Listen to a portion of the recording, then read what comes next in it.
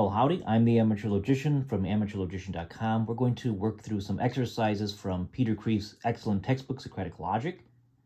We're also going to be considering a worksheet I created, a very short worksheet.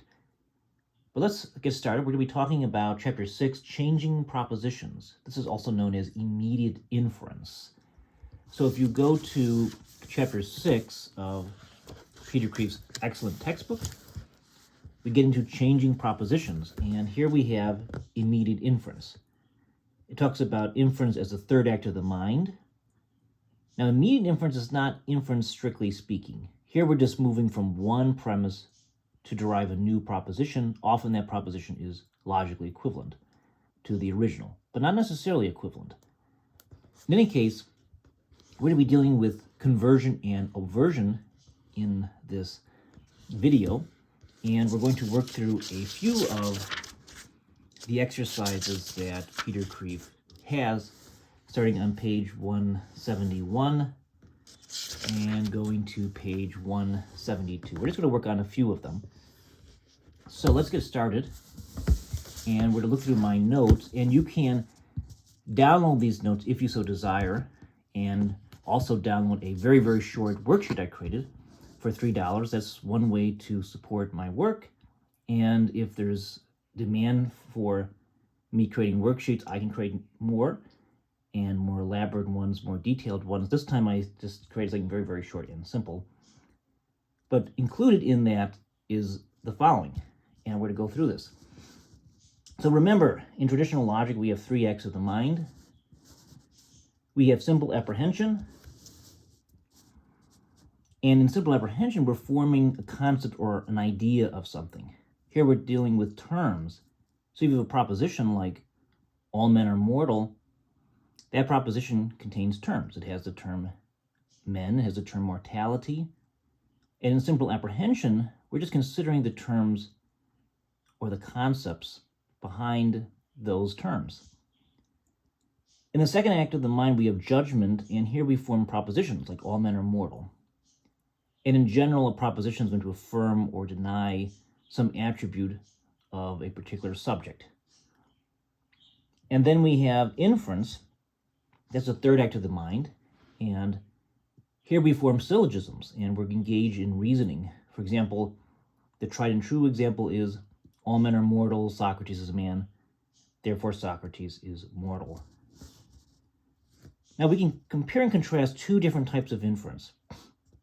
We have so-called immediate inference and mediate inference. So I'm just going to go down here. All right, so in immediate inference, we're not really dealing with an inference because we get nothing new. We're really moving from one premise to what it implies. But in immediate inference, we have two or more premises, and those are used to derive a conclusion. So I give an example for both. So for immediate inference, let's say we have the premise, no vegetable is an apple. Well, with immediate inference, we can derive this new proposition, no apple is a vegetable. Now, we really didn't learn anything new, strictly speaking. So we didn't get something new in that sense. We have a new proposition, but we didn't learn anything new, we might say. In fact, these two propositions are logically equivalent in logic. No vegetable is an apple is logically equivalent to no apple is a vegetable. Sometimes we can flip the subject and predicate without a problem. This is called conversion. So here the subject is vegetable, here the predicate is apple. In this case, we can flip the subject and predicate with no difficulty whatsoever, where now apple is the subject and the predicate is vegetable. Now, with mediate inference, we have a syllogism here. And we have two premises in this case. All rectangles are plane figures with four right angles. That's the first premise. Second premise, a square is a rectangle. That's the second premise. Conclusion, thus a square is a plane figure with four right angles. So we move from these two premises to our conclusion. And we learn something new, okay?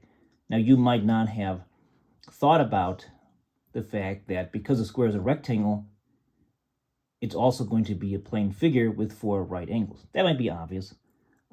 Maybe it's not the best example, but in any case, we did get something new by interconnecting, so to speak, these two premises together to derive this conclusion. So Peter Kreeft talks about conversion and obversion in chapter 6, and we're going to work through some of his exercises. But let's first, again, set the stage, define terms, and so forth. So with conversion, to convert a proposition, we exchange the subject and predicate.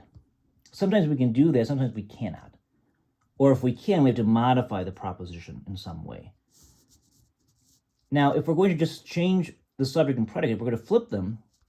This will only, strictly speaking, work with E type of propositions and I propositions. That is to say, universal negative propositions and particular affirmative propositions.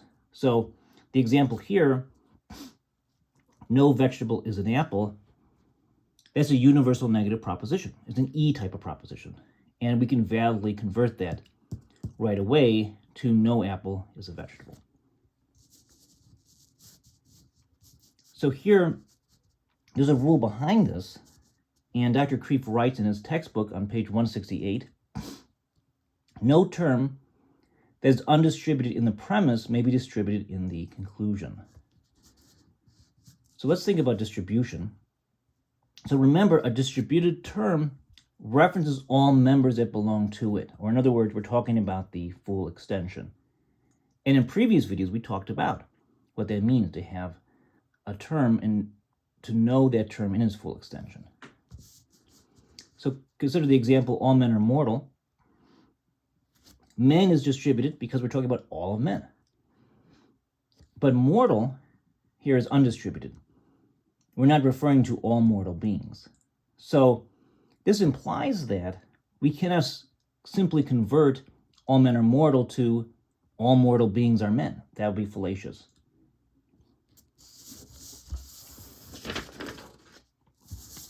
Peter Kreeft also goes into a little bit Euler's circles. And Euler's circles is a way to represent these types of categorical propositions, the A, I, E, O types of propositions. So for example, all S are P. So one way we can represent that is to place the subject S into the big circle P, the predicate. Now, it is true that in some cases, S and P may totally overlap. They may be, so to speak, identical. That's possible. But in general, when we're thinking about all S or P, we should think about S belonging to, so to speak, P. With some S or P, here we have an affirmative particular proposition. Some S or P implies that at least some of S are P. And here's one way to represent that. So we have the big circle here that's completely, there's no dash marks with P, right? Whereas S, there are dash marks. There's some overlap. We're not exactly sure, but we do know there's some overlap. Some S is contained in P. Now, it may be that all of S is in P. That's possible, because all that is required with an I proposition, all that it is stating is that at least some of S is P. At least some. It leaves open the possibility that all of S are P. So that's why we have these dashed lines outside of P. We don't know. We just know that there's at least one S that's a P. And then we can think about E type of propositions. That's a universal negative proposition, no S or P. So here there's pure exclusivity. No S is a P, no P is an S. So in that sense, it's pretty obvious that simple conversion definitely works with E types of propositions, right? We can flip S and P without a problem because there's pure exclusivity. In fact, we know the full extension of S. We know the full extension of P, so to speak. Or in other words, S is distributed, P is distributed. And then in an O type of proposition, some S are not P. That is to say, at least one S is not a P. So again, we have our circles. Notice that S, the circle S, we have that dash aspect to that circle because we know that there's at least one S that is not a P, so somewhere outside of the circle P. Okay, so in terms of distribution, all S are P. S is definitely distributed, so we're talking about all of S. And the subject and the predicate in E-type proposition, both are distributed. And with an O-type of proposition, the predicate is distributed. That is what allows us to say that at least one S is not a P, okay? And nothing is distributed strictly in an I type of proposition. Okay, so back to conversion. So we can say no SRP is logically equivalent to no PRS. So here I put this in more symbolic notation. SEP is logically equivalent to PES. Notice that I have this little mark above the S and the P. I put that mark to indicate that that term is distributed. So in an E type of proposition, both the subject and predicate are distributed. So this and this are logically equivalent. Okay, so notice that S is distributed on the left-hand side and the right-hand side. P is distributed on the left-hand side and the right-hand side. So whatever distributed must stay distributed in order to have a valid type of immediate inference. So the example we've already given, no apple is a vegetable, is logically equivalent to no vegetable is an apple. Now let's consider the fallacy of an illicit conversion of an A proposition. So all men are mortal is not the same thing as all mortal beings are men. And we can think of it this way. So we have SAP, S is distributed, but notice here, PAS, with an A type of proposition, that subject P is going to be distributed. But that wasn't distributed in the original proposition, so there's no way we can validly convert from SAP to PAS. Now we can, however, do a little trick. We can change the quantity of the proposition. So it's possible, let me write this down. It's possible actually to go to SAP to PIS. That's possible. In other words, all men are mortal.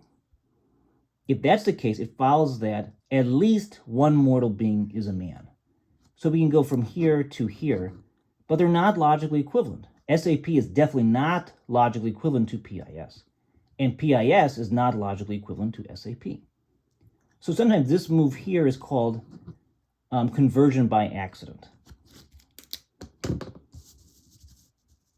We can validly convert with an I type of proposition. So some SRP to some PRS. So SIP is logically equivalent to PIS. So nothing is distributed in the original and nothing is distributed in the newly derived thing. So we didn't do anything illegitimate. So here's an example. Some difficult books are worth reading. That's logically equivalent to some things worth reading are difficult books. So we can flip the subject and predicate without a problem. Next, we have the fallacy of an illicit conversion of an O proposition. That's a negative particular proposition. So consider this example. Some animals are not men. That doesn't follow, it doesn't follow from that some men are not animals. Okay. So SOP is not logically equivalent to POS. Notice that in this proposition here, the right-hand side, S is distributed. But on the left-hand side, it is not, so there's no way we can move from the left-hand side to the right-hand side, or vice versa. So moving on, we will do just a few exercises from Peter Kreeft's textbook, pages 171 to 172. And let me just show you that really quick here. And this is my go-to recommendation if you want to learn traditional logic. So it starts on page 171, and with part A of the exercises, we're to convert each of the following if possible. First, translate into logical form. Well, I'm not going to do it. I'm going to skip that step, so to speak. We just have to identify the subject and predicate and then think about if we can flip them. That's all. And it continues on page 172. And then we want to avert each proposition, which we'll get into. I'll explain how we do that and what that means once we do part A, or at least part of part A. And there's some other stuff here, which you can do if you purchase this book. Okay, so let's get back to my notes here. Excuse me. This is what I get drinking an energy drink right before doing this video. I want to belch, I'm sorry. Okay. So on page 171, Peter Kreeft gives us the proposition, God helps those who help themselves. So what do we want to do here? So to convert, in this case, we need to move to a particular proposition. So remember, if we had an SAP proposition, there's only one way we could validly flip the subject and predicate, and that's to move from a universal proposition to a particular proposition. Okay, so note, all S or P can be converted, so to speak, into some PRS. So we move from SAP to PIS, but note, those are not logically equivalent. This is not equivalent to that. This is not equivalent to that. So clearly here, God helps those who help themselves. We want to flip the subject and predicate, so we can get this. We move from this universal proposition to this particular proposition. So some of those who help themselves are helped by God. So in brackets, I have the subject of those who help themselves, and in brackets here, we have the predicate helped by God. So some of those who help themselves are helped by God. So we can move from this proposition to this proposition. So we re-expressed our proposition. How about number 2? Bigger fish eat little fish. Again, we want to flip the subject and predicate, but we want to do so in a valid way. So how can we do that? Well, we can try this. Some of those which eat little fish are bigger fish. So some of those which eat little fish are bigger fish. The subject and predicate were flipped, and very importantly, we move to a particular proposition. So it's very similar to the last one. Number 5 from Peter Kreeft. We have some books are to be chewed and digested. This is easy to convert because this is an I type of proposition. So we can go from SIP to PIS without trouble. So we get, therefore, some things to be chewed and digested are books. Great. So we're going to try to avert our first proposition. But what is obversion? So in obversion, we're going to change the quality and negate the predicate. So, for example, in general, let's say we have all S or P. We want to change the quality. So we went from affirmative to negative, and we're going to negate the predicate. So all S or P is logically equivalent to no S are non-P. So symbolically, I would write it this way. SAP is logically equivalent to SEP complement. Or I can say SEP prime, so that apostrophe there. And remember, S is distributed here. Now, interestingly, note that P prime is distributed. That's okay because we went from P to P prime. It's a contradictory. So P to non-P, so from undistributed to distributed. That's perfectly legitimate. Or consider some S are P. That would avert to some S are not non-P. So from SIP to SOP prime. Or vice versa, by the way. Those are logically equivalent. So with that in mind, let's try just one of these problems. In Peter Kreeft's textbook, here we have God helps those who help themselves. This time we want to avert it. So we want to change the quality, negate the predicate. And that makes sense. If we're going to negate the predicate, the only way we can do that is if we change the quality. So to avert, need to move to a negative proposition and a negative predicate. So we get, this is something affirmative, this is something negative. So no God is that which does not help those who help themselves. Okay, so the predicate here, we negated it, and then we have something that is negative. Now, I created a very, very simple worksheet, and you can get this for $3, but it also includes these notes, so you can get this a scanned PDF copy of these notes, plus these simple exercises. There are 8 problems, and I also provide the answers. And if there's demand for this, I would like to do more worksheets, create more worksheets, make more elaborate ones, more interesting ones. So this is something that I just thought up today and typed up, and you might want to check that out. And there's another way to support this YouTube channel. If you like this content, you can get these notes plus this very short worksheet just with 8 problems with the answers for $3. In any case, I'm the Amateur Logician. Thank you for watching. I appreciate you, and I hope to see you again. Be well.